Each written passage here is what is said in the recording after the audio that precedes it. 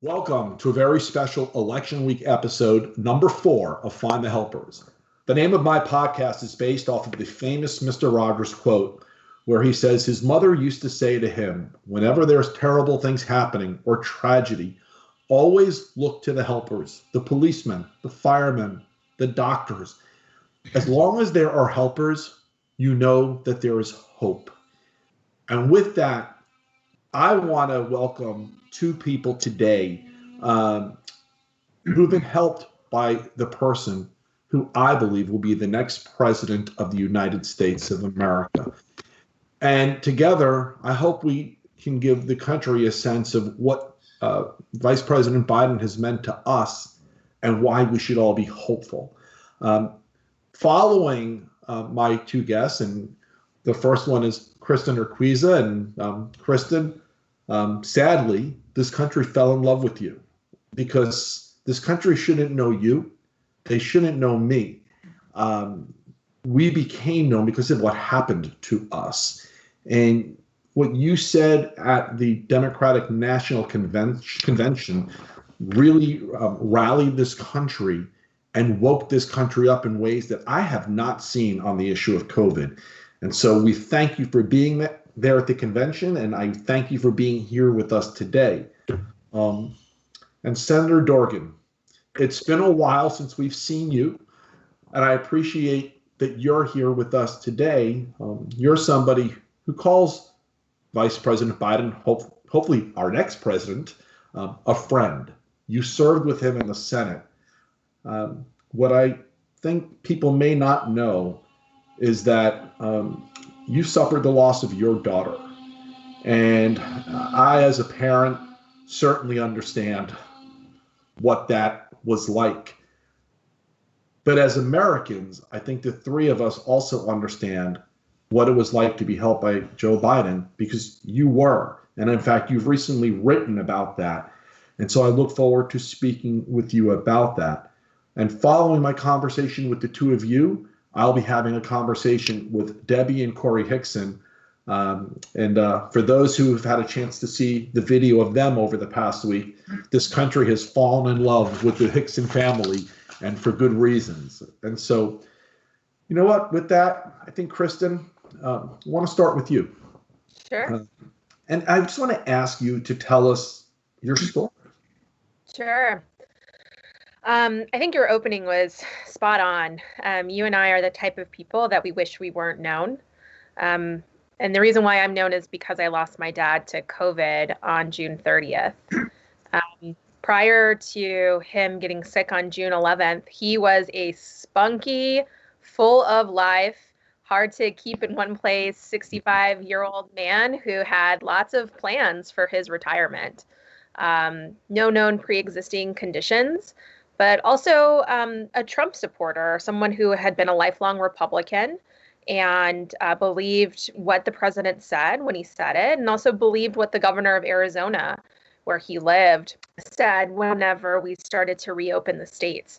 And here in Arizona, we were one of the first, last states to close, first states to reopen. We were also the first state that the president visited after his own quarantine in March and April. And on that visit, he made a lot of remarks about us being on the other side of the pandemic. Once he left, the governor really did go on a PR spree here in the greater Phoenix area saying, listen, we are on the other side. If you don't have an underlying health condition, it's safe to start resuming normal activities. Go out, take your loved one to lunch, go shopping, catch up with friends. My dad listened to that. And as a result, he ended up contracting coronavirus by probably meeting up with a couple of friends to do his favorite activity, which was singing karaoke. And unfortunately, that led to him going into the hospital and sadly dying alone with just a nurse holding his hand. You used a phrase that I don't think anyone will ever forget. My dad's only pre-existing condition was believing Donald Trump. And I'm guessing you had a different political look than your dad at the time. But I'm really curious, being that you had chances to talk to your dad before all of this, what was it that motivated him to be a supporter of the current occupant of the White House? And what would you tell people now, especially those who haven't yet voted and are on the fence? Sure. My dad was one of those male Latino voters that we're learning more and more about, have somewhat of a potential propensity towards going towards Trump. And from my own experience chatting with my dad, the thing that he communicated to me that he liked about the current occupant of the White House was his business acumen, which, we all know is not very strong. But at the time, whenever, he was running, we didn't have as much information publicly available as we do now. And I think for folks like my dad, he was a first generation American who really was, identified as American first and foremost. He also identified as a very strong patriot, irrespective of the Republican Party. And I think between both of those things and sort of the bolstering that Trump does do was enticing to my dad. That said, when we talk about the issues, didn't seem like my dad necessarily agreed with the president's stance on a lot of things. But I think that just goes to show how dangerous the president is, in that, his strongman demeanor, the thing that we're seeing right now is, one, we know, a facade, but two, can be enticing to some folks. And so I think that the thing that I've been doing over the course of the last several weeks here in Arizona is working to talk to Latino voters about who is actually well positioned, not only to heal the country, but spiritually heal the country and bring us back together, but who is better positioned to get our economy back on track and make sure that we have good paying jobs here on out. And that person is Joe Biden. And he reached out to you? Yeah.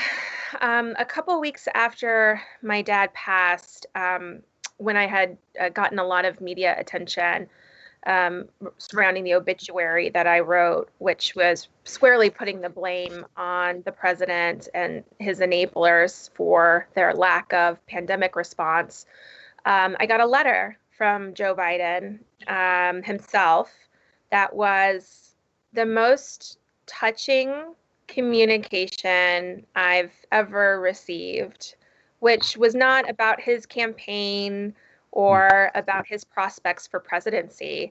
It was acknowledging that what had happened to my dad was incredibly painful, and offering just some thoughts on how he has moved through his own grief and how that has been, a roadmap potentially for me as well. And I just really appreciated getting that from him. And it's something I've never received before from an elected official, let alone, the Democratic nominee or the presumptive Democratic nominee at that time. Senator Dorgan, can you maybe get the country a little caught up with your story and your connection with the vice president? Everyone knows you served together in the Senate, but your story runs quite a bit deeper than that. It was, but first let me say to Kristin, we've not met, you and I, but I know you, and because I know you, I have such admiration for your willingness to speak out and speak up at this point in time.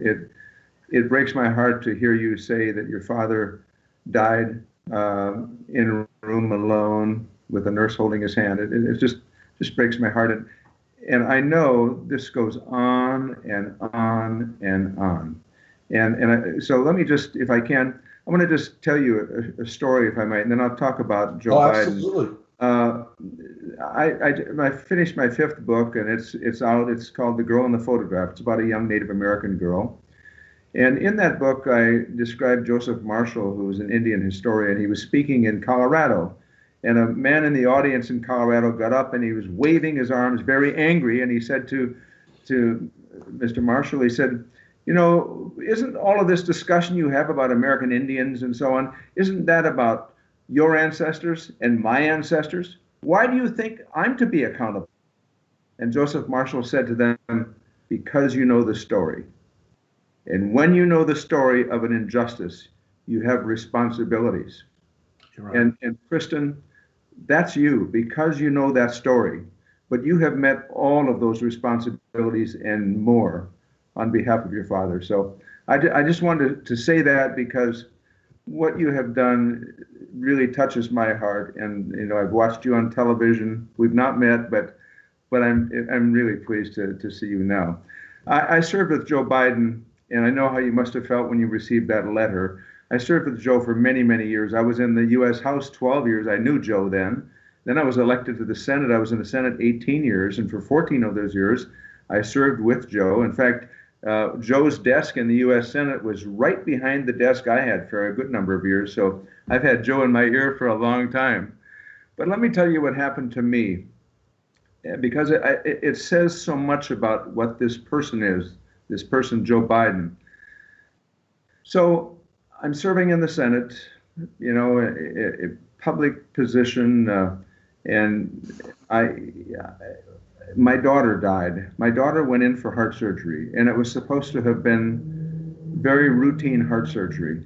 She was a healthy young woman. She had a defect, and they said, we can correct this very easily. First, they tried what was called oblation, but they couldn't do that, so they did open heart surgery, but they said, this will be very, very straightforward. They talked mostly with her about the kind of scar she wanted, as opposed to the seriousness of that surgery.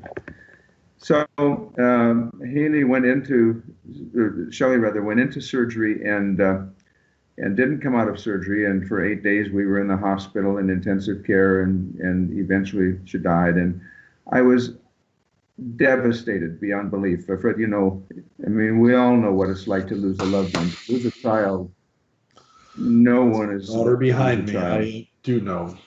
Yeah, and so a week and a half later, I was back in the United States Senate. But it was one of those nights when the Senate was voting. You know, never votes until the sun goes down, and waits until night, and then you have a late night vote. And we were having late night votes in the United States Senate. I was there, but I was in the Democratic cloakroom, sitting in the farthest chair in the deepest corner of that room by myself, trying to think through how do I deal with this grief?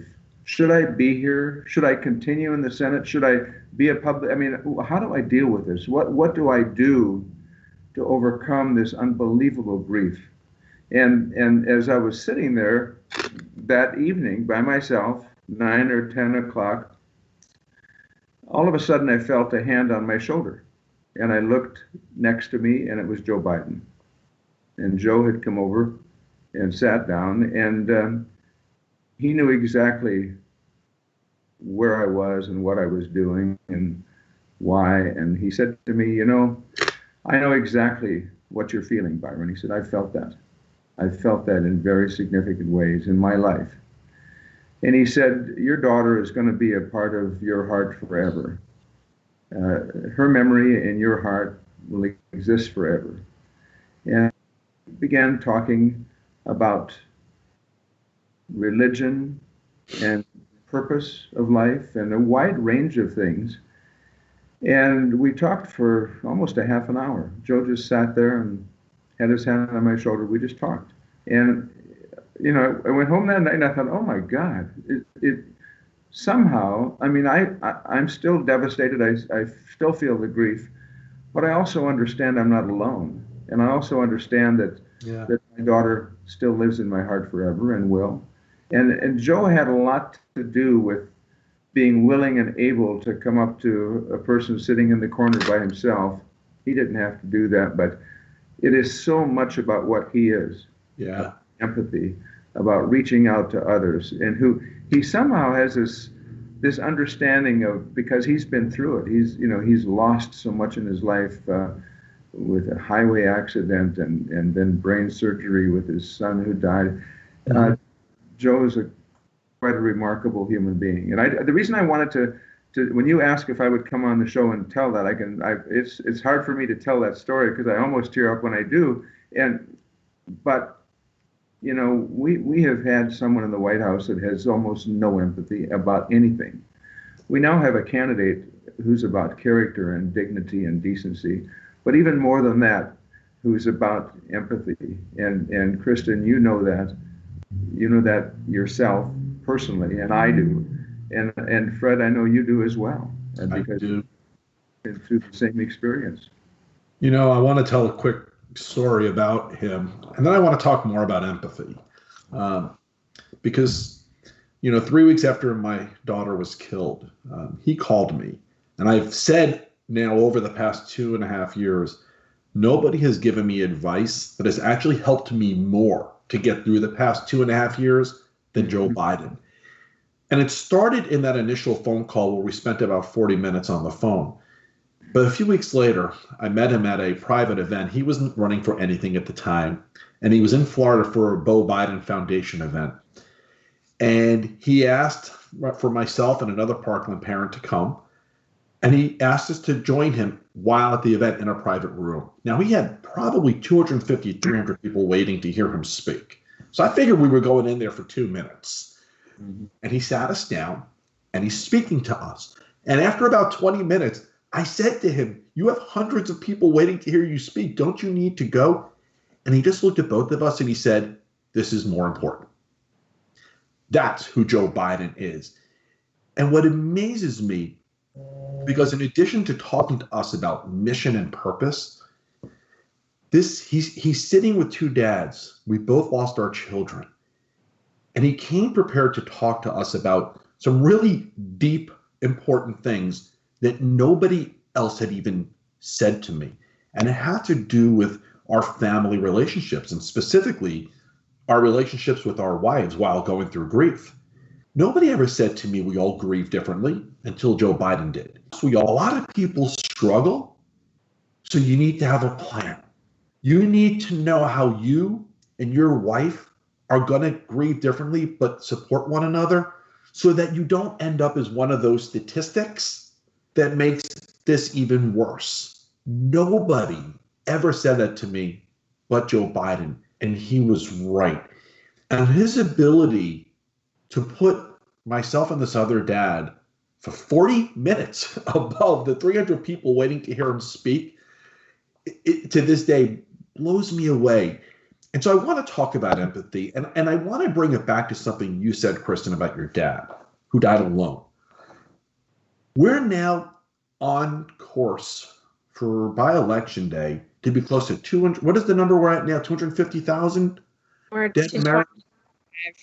Yeah, and by the end of this year, they say it could be as high as 400,000. Correct. And the thing is, and not many people can understand this. You see, my daughter died alone.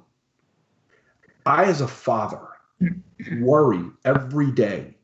In fact, I'm a father who actually hopes his daughter died instantly. Because if she didn't, it means she sat there alone suffering. Okay? And so I think often about all these COVID patients who sit there alone suffering and dying alone.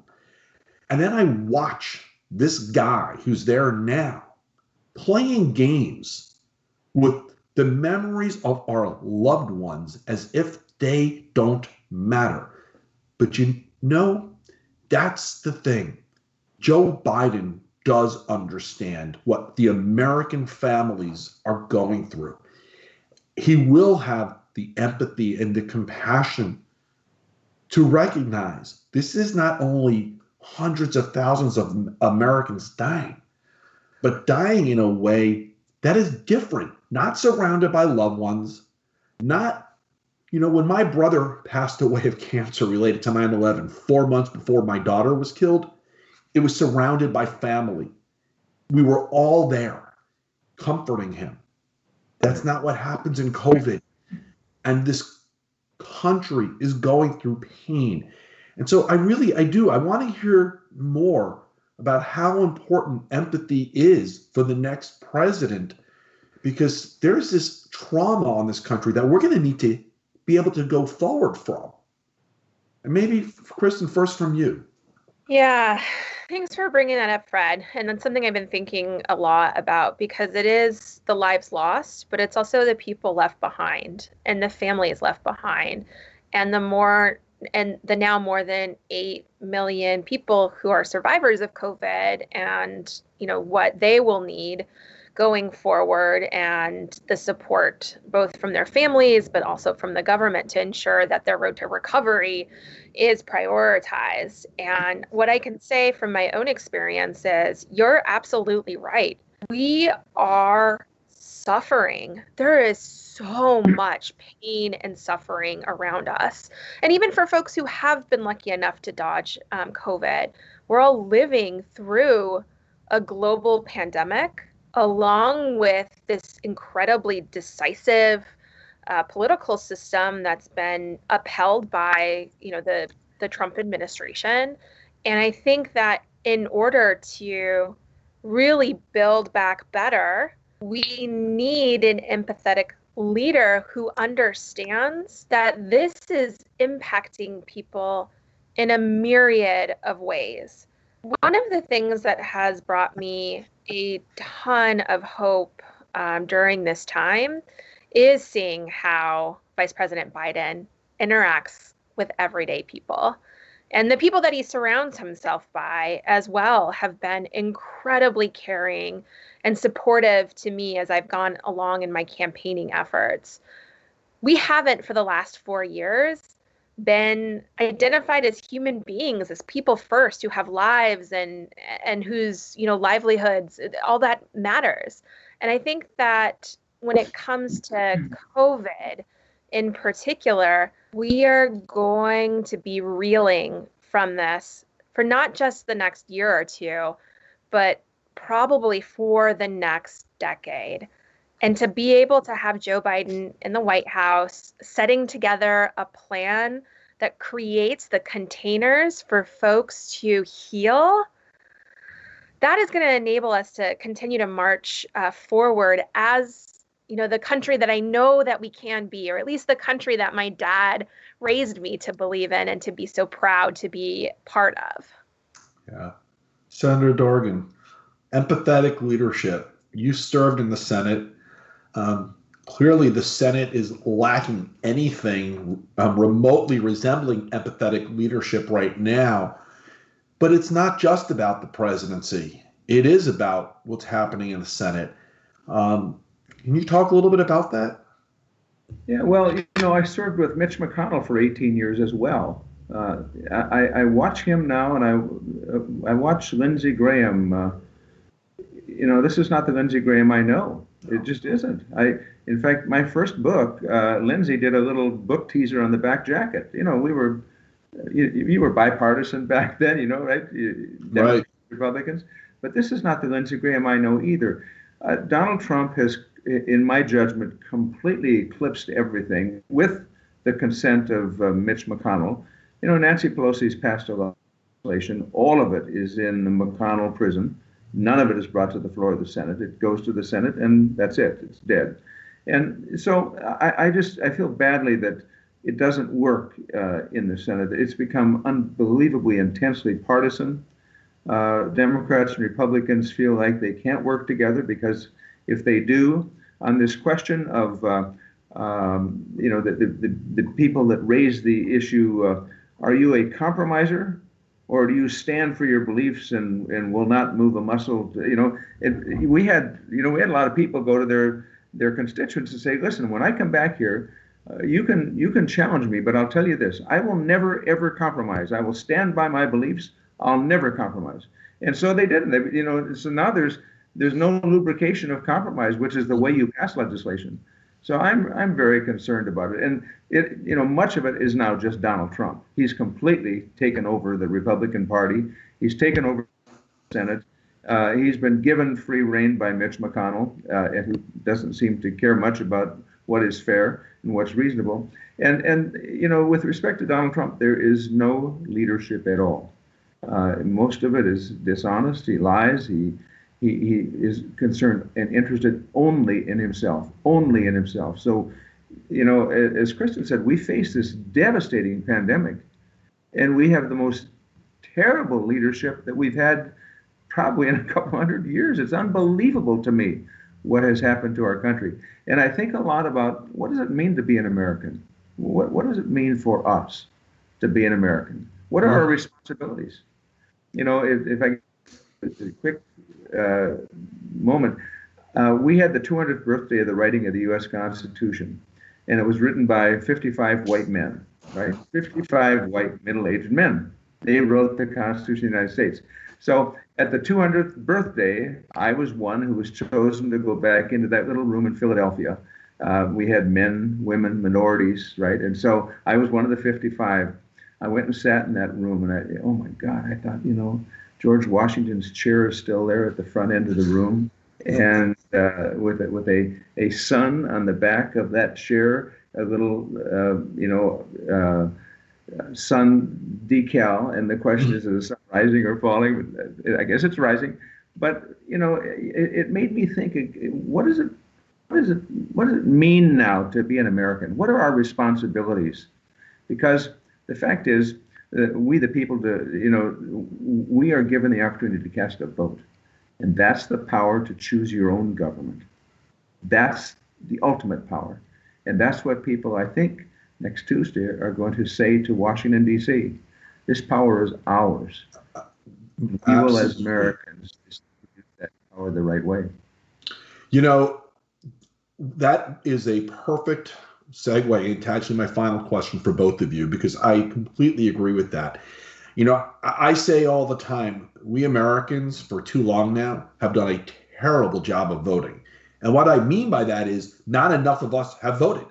And because of that, we end up with some really extreme people. And I think Tuesday, we're going to see how Americans are going to fix that by getting out and voting. But if there's one thing that you could say to anybody out there who has not yet voted or hasn't decided that they are going to vote for Joe Biden, there's one piece of advice or wisdom that you can give to people to get them out to vote, and not to wait until November 3rd. Get it done before November 3rd for a lot of obvious reasons. What would you do to motivate them to go out tomorrow after they hear you speak and vote? Senator Dorgan, you first. Barack Obama said it. I think he said it about 8 years ago. There is no such thing as a vote that doesn't matter. There is no such thing as a vote that doesn't matter. And if we all understand that, we understand the power in our ability to cast a vote and to make a judgment about the kind of government we want. Thank you. Kristin. Along similar lines, I think some folks sit out because they feel like they don't matter. And so my message for anyone who's considering sitting on the sidelines or hesitant about whether or not to vote for Joe Biden is, you matter to me. I want you to participate because your voice matters to me and it matters to your community. Well, I think that beautifully sums it up. We are 1 week away from being post-election. We are 1 week away from hopefully being able to deeply exhale and know things are going to get better. And I thank you both for joining me today, for being a part of this final conversation leading up to Tuesday, November 3rd. I have such hope when I meet people across this country, because most of the people across this country aren't extreme. Most people across this country want to see the right thing happen, and they want to see the right thing done. And I have hope that looking at these lines of voters, that we're on our way to fixing this. So thank you both so much. I really appreciate it. Thank you for joining me today. And hopefully after next Tuesday, we can get together for a quick Zoom happy hour and a little cocktail to celebrate. Let's do. Thanks, Fred. Kristin, nice to be with you. Absolutely. You too. Take care, both of you. Thank you. I want to thank Kristin Urquiza and Senator Dorgan for joining me on this very special episode of Find the Helpers, where I talk to people who have been helped by the person who I believe will be the next president of the United States, Joe Biden. And to finish out the hour, I'd like to actually introduce everyone to a family who I think the country has gotten to know quite well this week. They're my dear friends, Corey and Debbi Hixon. Before I speak to them, I'd like to share with you this video which shows the humanity of Joe Biden and others. Thank you.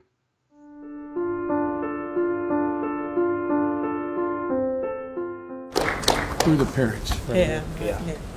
I'm the wife. I'm Chris Hixon's wife. God love you. Thank you. I wanted to. Okay. This is Chris's son. I'm his son. Well, how are you? Good. Thank you for hugging me. You okay? You okay? You'll be okay. We're gonna be okay. We're gonna be okay. I promise. Okay, I promise.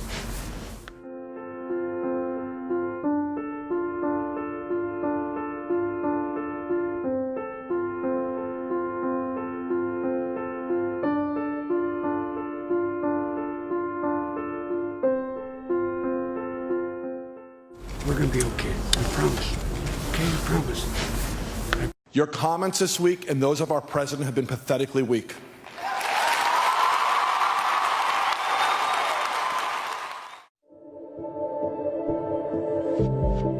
Good morning, Valentine's Day 2018. I'm taking myself on a date for Valentine's Day. Forecast calls for some pretty nice weather today, and there's a 10 out of 10 chance of an outdoor recess today for you kids.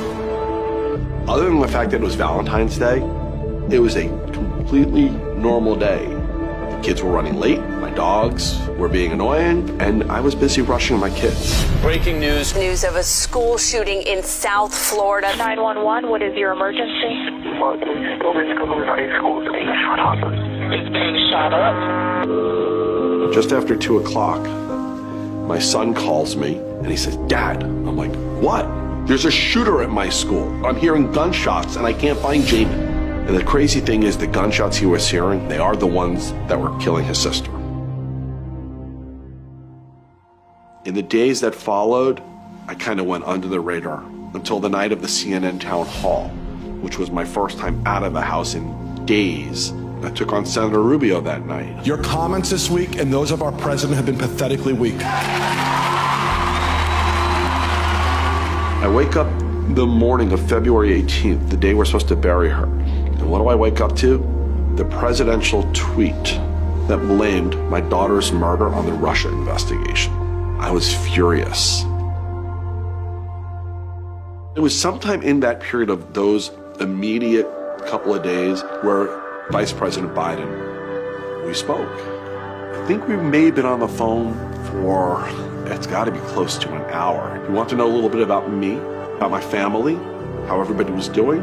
And then he started talking to me about his family, about his losses. But he said it's going to be different for everybody. But for him, the thing that always got him through, it was mission and purpose. And it puts his mind into something else that he can look forward towards. At the end of the phone call, he let me know he was going to be in Florida. And he gets there. But after he's done shaking hands, he takes us into a private room. And I'm thinking with this crowd of people, we're going to be in there for 2 minutes. You know, we'll just say hello and that'll be that. We ended up spending about 45 minutes with him in that room while 200 people were waiting for him outside. A lot of people saw a photo of he and I at the first debate. I had not seen him since that year before when we met.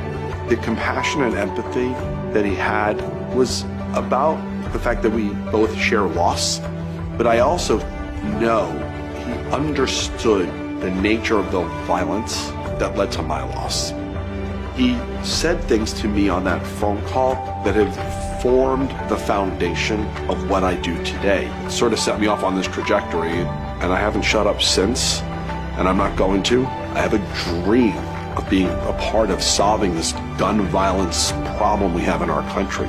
But the reality is the response is not often anything but partisan. I think it's premature to be discussing legislative solutions. It's truly wonderful to be back with my friends at the NRA. You have a true friend and champion in the White House. I will not let you down. Remember that. The NRA, they are one of many people who I blame for what happened to my daughter. Vice President Biden has taken them on. He is determined to lead on this. He has not been shy about his dislike of the NRA. He was part of that assault weapons ban that was once in place. That was a big fight. It took fortitude. It took guts. Who in God's name needs a weapon that can handle 100 rounds? For God's sake. The Second Amendment says that we can limit who can own a weapon. They can limit what kind of gun you can own. There is nobody who I have spoken with since my daughter died that has given me advice or a path that has meant more than Vice President Biden. Yes. Hey, buddy, let me take a second to tell everybody who you are, as if they don't already know. Okay. Yeah. All right. So this is actually a really special episode for me, because in this episode of Find the Helpers, I'm talking to people who have been helped and supported by the person who I am hoping will become the next president of the United States, Joe Biden. And, you know, Debbie, I've tried to keep some firewalls between the work I do and the other families. But in a very last minute way, as you know, I think yesterday or the day before, I asked you and Corey if you would be willing to be a part of this episode. Because, Corey, the world has fallen in love with you. They really have. There's that video that nobody knew about until this past week or so, when it went viral. And it's talking. Oh, I'm going to ask you a question in a minute. But in that video, so there's two things. It's Corey being Corey and very open about his feelings. And it was Joe Biden being Joe Biden in the most sympathetic, empathetic, compassionate way possible. So, Corey, I'm going to ask you a question first, and then I want to ask your mom a question. Is that all right? Can you tell us what happened that day? The day, the day that you met Joe Biden. What were we doing? When you ran up to him and he said to you, "Are you okay?" And you just said no. What were we doing? He was talking to us, right? And he came over to meet the families. Actually, it was what were we up to? Yeah, March for Our Lives. Right. Yes. So and we were there. And he was the last person that came out. He surprised us all, and then he came over to just he had a quick couple of seconds to say hello to the family. And he stopped at me, and then someone called him to go, and Corey, being Corey, wasn't having that, and he yelled, "Hey, I wanted to talk to him too." So that's the part where you hear him say, "But I wanted to," and Joe Biden could have kept walking because he was under a time constraint, and just pretended like he didn't hear Corey, although that's hard to do.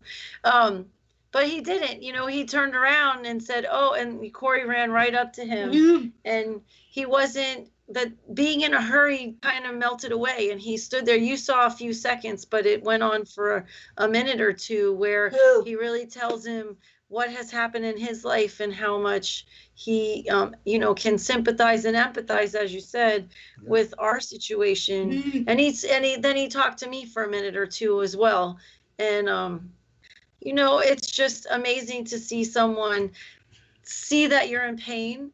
And instead of just saying, "So sorry for your loss," and move on, to really soak in that time and know that you need someone to feel with you. And that's really how we felt that day. How about the guys?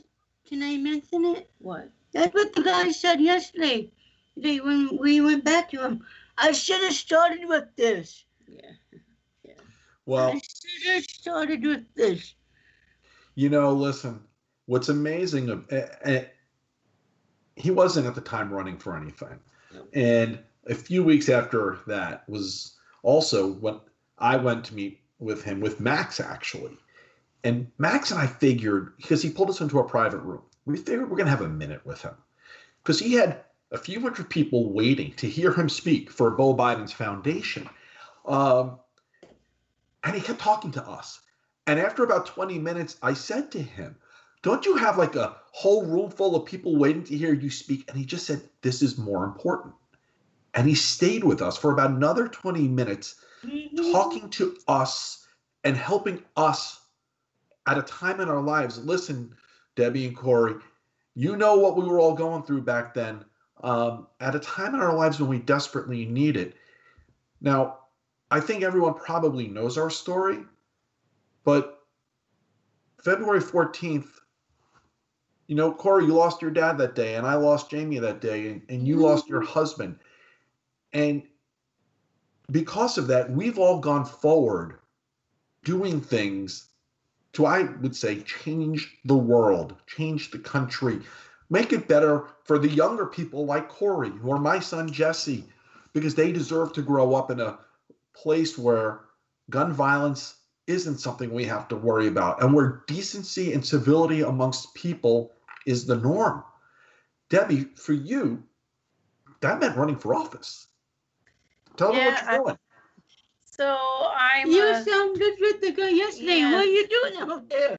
Yes, well, I'm a teacher. I'm starting my 32nd year. And Robin, there's a school board seat that's going to be open.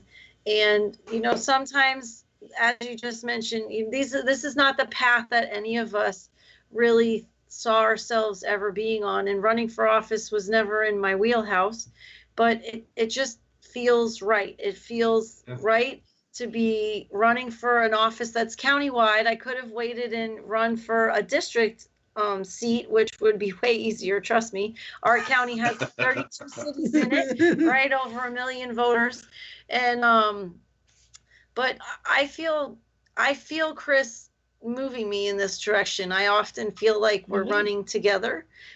He was always that person that would be mad at something and say, I'm going to run for the president, or I'm going to run for this. And he was never one to be shy about sharing how he felt. And, along with you, I've been working on, better safe firearm ownership, and safer schools, better mental health. We've been to Tallahassee, we've been to Washington, and I've also tried to work with the school board to ask them for things that I feel like they need more urgency on. They are working towards school safety. They've put a lot of money into it, a lot of the efforts that we had that allowed them to get that money.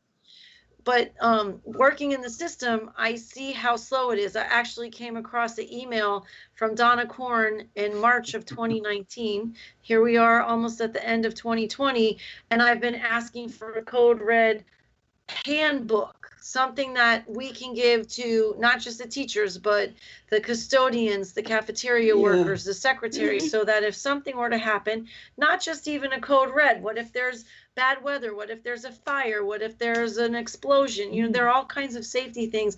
What are we supposed to do? Because a lot of the problems that happened on that day were people just didn't know what they were supposed to be doing. It was just a big free-for-all. Yeah. And the email says, oh, we're working on it. We're going to have that handbook that you're asking for. And, we're working on it. Well, here we are another year and a half later, and that handbook doesn't exist. So when the seat was open, and the more I thought about it, somebody approached me and asked me would I consider running. And I thought, why are you asking me? I'm the magnet coordinator and teacher, Corey's mom, Tommy's mom. Most important job. Yes. It took me a while to decide what I wanted to do. But then I thought, well, how can I keep asking for changes if I'm not willing to be part of who makes the changes? So here I am, 1.5 years later, and a week away from Election Day, thank goodness.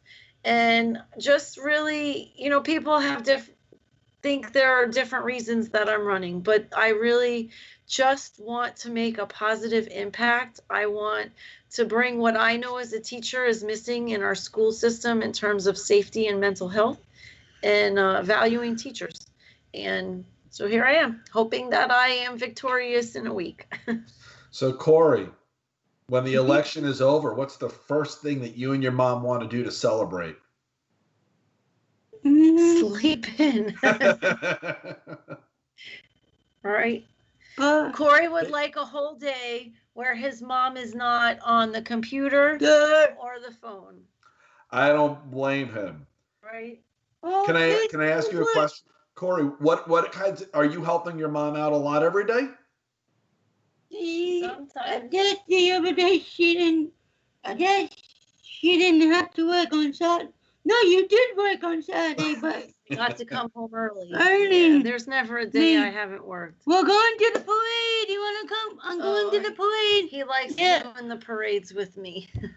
This is the best time I missed you. Yes, he spent the whole day because it's very hot. I'm traveling all over the place. I don't take him to the polls a lot. Sometimes my older son, Tom, will take him with him for a couple hours, or my friend Jen. But he misses that. And, he has a heart condition. So I still am very concerned about the safety of being out there. So I try not to expose him a lot. But he misses being my sidekick. I used to tease him and tell him that he should run for office and I'll be his secretary. He's the mayor. Everybody loves mayor. He's always around talking to people. Everybody loves Corey. So Channel 10 came. Do you just want to talk to him? Yeah. You need to bring him out to my post. Yes. I think he's more excited about the things he sees. We're not really that's probably a bad thing to say, but I'm not a big Twitter person. I'm lucky I get stuff on Facebook. But so people kept texting us and telling us about, oh my gosh, you're blowing up Twitter. But I was standing at a poll, so I'm not looking at my phone anyway. I'm talking to voters. So that's kind of above us. But when Channel 10 came out and then CNN and now there's someone who wants to do a radio show, those are the things that make Corey excited because he can see himself. Well, let me tell you something, Corey. I was already in love with you. Now the rest of the world is in love with you.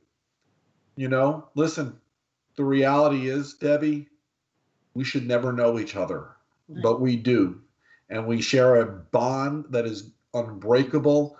And I have to tell you, the because of what happened to us, the energy that came out of that is going to lead to permanent change.